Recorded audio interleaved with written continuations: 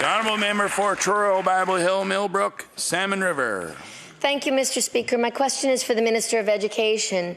The Association of Early Childhood Educators in Ontario recently reported on the effectiveness of work done to address low wages for early educators in that province.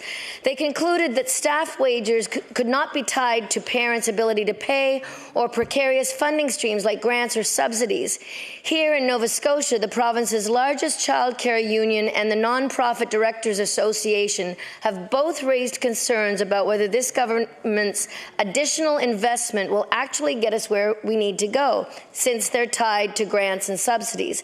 So could the minister please explain how the investment of an additional $63 per child will be adequate to increase both childcare affordability and wages? The Honourable Minister of Education and Early Childhood Development.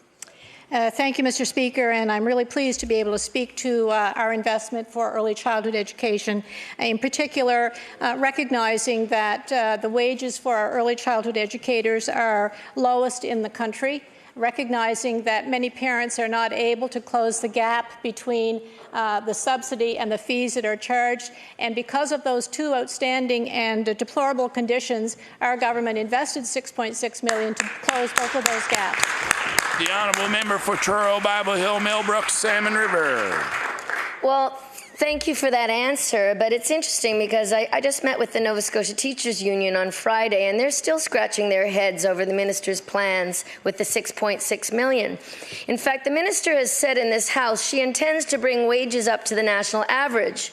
According to data from the department, there were more than 2,000 early childhood educators in Nova Scotia in 2013. So even if the entire $6.6 million investment went to increasing wages, which is not what has been said, each worker will only see an increase of 17 cents per hour. So would the minister care to explain how she plans to follow through on her promise to childcare workers in Nova Scotia? The Honourable Minister of Education and Early Childhood Development.